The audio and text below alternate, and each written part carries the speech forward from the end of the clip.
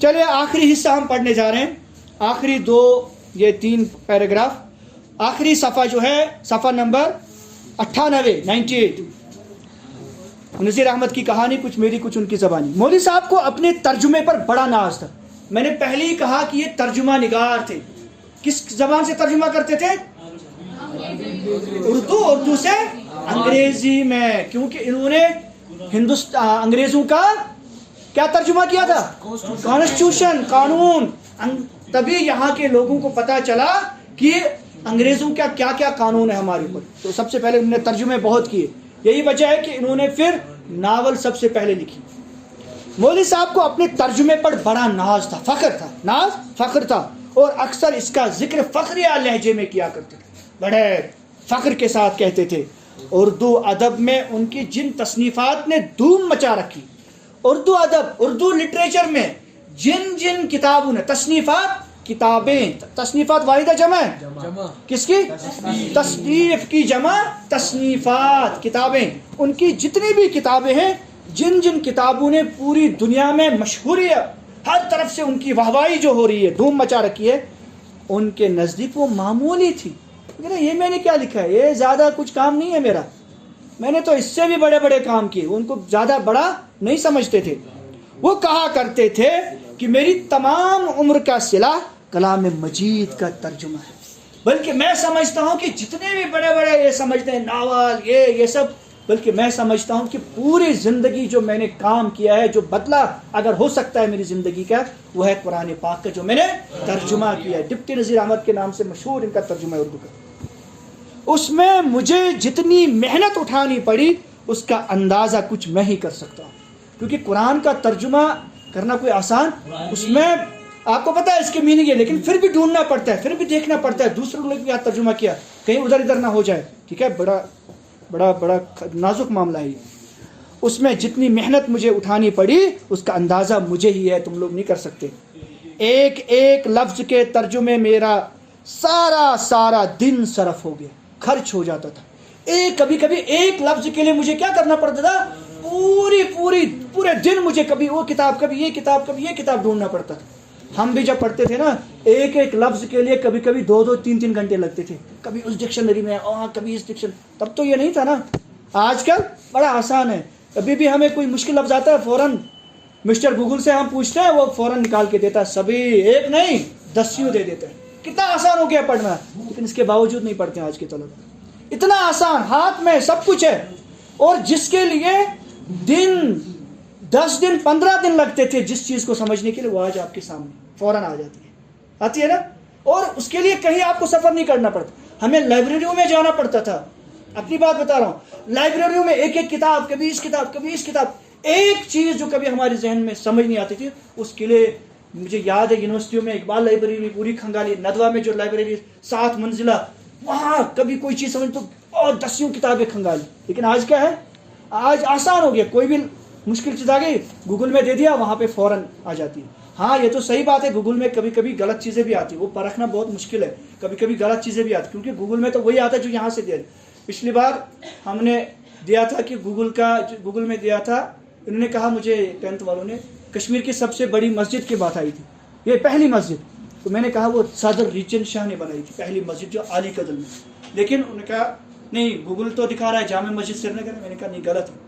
اب جب پرسوں آیا تھا، کس میں، جو پرسوں ایگزام ہوا تھا SSB کا، اس میں وہ سوال آیا تھا، سبھی کا وہ غلط ہوا تھا، پھر بعد میں ٹھیک ہے، حالانکہ پہلی گوگل کیا دکھا رہا ہے، جامع مسجد غلط دکھا رہا ہے، حالانکہ پہلی مسجد کون ہے، صدر الدین کی بنائی ہوئی، جو پہلا یہاں پہ رولر تھا، جو شاہ میر کے نام سے، صدر الدین جو ہندو تھا نا، پھر وہ صدر کیا نام تھا اس کا پہلے، جو مسلمان بنا، پہلا رولر جو تھا یہاں پہ بدھسٹ تھا نا، وہ لداخ کا، وہ مسلمان بنا، اسی نے پھر وہاں پہ مسجد بنائی، بلبل لنکر رحمۃ اللہ، حضرت بلبل لنکر رحمۃ اللہ علیہ، کہاں پہ، علی قدر کے پاس، وہ پہلی مسجد ہے، نہ کہ جامع مسجد پہلی مسجد، ٹھیک، اس کو بلبل مسجد ہی کہتے ہیں، بلبل لنکر مسجد۔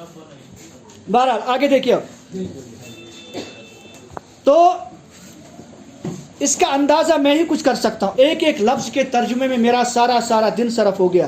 میاں سچ کہنا، کیسا محاورے کی جگہ محاورہ بٹھایا، سچ بولو، मैंने कैसे बना अपनी तारीफ दूसरों को बोल, देखो मैंने मुहावरे की जगह कैसे मुहावरा लाया, अगर तर्जुमा मैंने किया वहां से अंग्रेजी का मुहावरा है, यहां से मैंने उसकी जगह पे अंग्रेजी का ही मुहावरा लाया, मुहावरे की जगह मुहावरा ही बिठाया, ये नहीं कि तर्जुमा की। हालांकि अगर मुहावरे का तर्जुमा हम लफ्जी तर्जुमा हो सकता है, हो सकता है, नहीं हो सकता ना, उसके लिए मुहावरा ही ढूंढना पड़ेगा। अगर लफ्जी तर्जुमा करोगे तो कुछ का कुछ और हो जाएगा, समझ रहे हैं आप। आगे देखिए, हमने कहा मौलवी साहब बिठाया नहीं ठोसा है। हम भी बड़े क्या करते थे, मजाक करते थे उनसे, क्योंकि वो मजाहियत किस्म के आदमी थे। हमने कहा मौलवी साहब आपने बिठाया नहीं बल्कि जबरदस्ती ठोसा है आपने। जहां ये फिक्रा कहा मौलवी साहब उछल जाते थे, उछल पड़ते थे, हो मैं भी मार डालूंगा, क्या कहते हो, बड़े खफा होते और कहते कल के लोंडो मेरे मुहावरों को गलत बताते हो। मियाँ मेरी उर्दू का सिक्का तमाम हिंदुस्तान पर बैठा हुआ, मेरी उर्दू का चर्चा, मेरी उर्दू का सिक्का यानी मेरी उर्दू का चर्चा, मेरी उर्दू की शोहरत पूरे धूम पूरी दुनिया हिंदुस्तान में। सिक्का यानी चलना, राइज, मशहूरी। सिक्का असल में कहते हैं रुपए, क्योंकि पैसा क्या होता है हर जगह फैल जाता है। इसी तरह मेरी बात जो होती है वो पैसे की तरह पूरी दुनिया में फैल जाती है। खुद लिखोगे तो ची भूल जाओगे, जब खुद लिखोगे ना तो ची करना भी भूल जाओगे, ठीक है। मौलवी साहब ने कई मर्तबा इस आजिज पर भी रकमी हमले किए। रकमी यानी कलम से, रकम, रकम का मतलब लिखना, वो रकम नहीं, पैसे नहीं, रकम, रकम तराज। इन्होंने बहुत इस आपको जो है ना इस सर सैयद अहमद खान के ऊपर आपको रकम तराज होना है। रकम तराज का मतलब होता है लिखना, रकम करना मतलब होता है लिखना। दूसरा, जब ये रकम आता है इस्म की सूरत में तब वो रकम होती है कीमत, ठीक है। लेकिन जब रकम करना आएगा तब ये क्या होता है, लिखने के माने में। रकम तराज का मतलब होता है लिखना या रकम करना, लिखना। लेकिन जब सिर्फ रकम लफ्ज आएगा, रे काफ मीम, तब क्या मतलब होता है उसका, रकम का पैसा वगैरह होता है।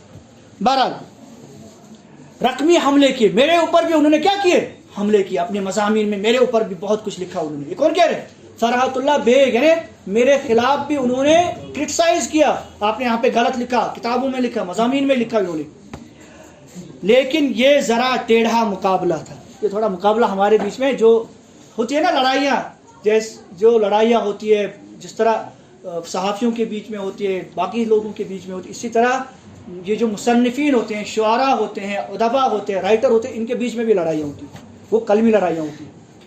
एक छोड़ कई किताबें मौलवी साहब से ईंची, कभी एक पैसा नहीं। कह रहे हैं कि एक को छोड़ के मैंने जितनी भी मौलवी साहब की किताबें सबको मैंने हड़प की, हड़प ऐठा मतलब उनसे मैंने उनको छीन ली, मैंने पैसा एक भी नहीं दिया, लूट किया। हाँ लूट किया, जाके गया, अरे मौलवी साहब बहुत अच्छी किताब है, चलो मैं रखता हूँ इसको, ले ले, पैसा वैसा नहीं देता।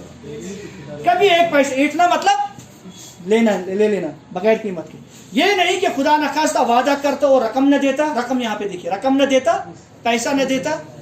ये कि उस वक्त तक किताब लेता ही न था जब तक मौलवी साहब खुद न फरमा दे, अच्छा भाई तू यूं ही ले जा मगर मेरा पीछा छोड़ दे।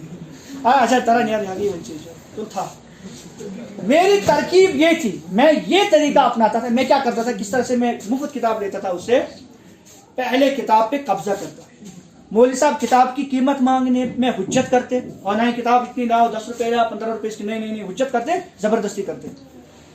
वो जवाब देते, मैं इसका जवाब देता, रिव्यू के लिए जो किताबें आती थी वो तो हमारे बाप दादा का माल थी। क्या रिव्यू का मतलब होता है नजर सानी, मतलब आपने किताब दे दी ना, फिर आप देते हो उसको, जरा इस पे नजर दे दो कहीं पे कोई गलती वलती तो नहीं है। वो कहते थे सर मैं इसको रिव्यू करूंगा ना, मैं एनालिसिस, कहीं पे गलती वलती तो नहीं है, कहीं पे कुछ रह तो नहीं गया है, मैं वो करके वापस दूंगा। जब भी कोई राइटर किताब लिखता है फिर वो किसी शागिर्द को या किसी स्टूडेंट को देता है वो किताब, पुराने ज़माने में यही करते थे। फिर उसको कहता था, वो शुरू से लेकर आखिर तक उसको पढ़ता था, कहीं पर अगर कोई गलती रह गई या कुछ रह गया है तो उसको वो क्या करता था, उसको क्या कहते हैं नजरसानी, यानी क्या कहते हैं उसको, दोबारा देखना, वो करते थे। उसके लिए वो कहते थे कि मैं ये कहता था, रिव्यू के लिए जो किताबें आती थी वो तो हमारे बाप दादा का माल था, हम उसको फिर वापस नहीं करते थे। किताबें तो किताबें, अरे किताबें तो दूर की बात है। मैंने मौलवी साहब की LLD LLD की गवर्न पर भी कब्जा करने का फिक्र किया। उन्होंने जो LLD किया था ना, उनको जो गवर्न मिला था ना वहाँ पे, उन्हें जो पहनाते, जैसे वहाँ भी हुआ था वो, हाँ ग्रेजुएशन डे पे नहीं पहनाते हैं वो, फिर वो ऊपर सर टोपी वो लगाते हैं यूनिवर्सिटियों में। मैंने तो वो भी सोचा था कि वो भी मैं हड़प लूँ उसकी, उस पर भी मेरी नजर थी। हैदराबाद आने के थोड़े ही दिनों बाद मालूम हुआ कि इस चहकते हुए बुलबुल ने इस गुलशन दुनिया से कूच की। जब मैं हैदराबाद आया तो थोड़े ही दिनों के बाद मालूम हुआ कि इस चहकते हुए बुलबुल, यानी बोलते हुए बुलबुल, चहकता हुआ बुलबुल किसको कह रहे हैं? तशबीह दे रहे किसको? मौलवी नज़ीर अहमद को चहकता हुआ बुलबुल कह रहे, चमकता हुआ, बोलता हुआ, ठीक है, खुश करने वाला। इसने इस गुलशन दुनिया, इस दुनिया के बाग से क्या कर दिया? सफर की, कूच किया, चले गए, छोड़ के चले गए।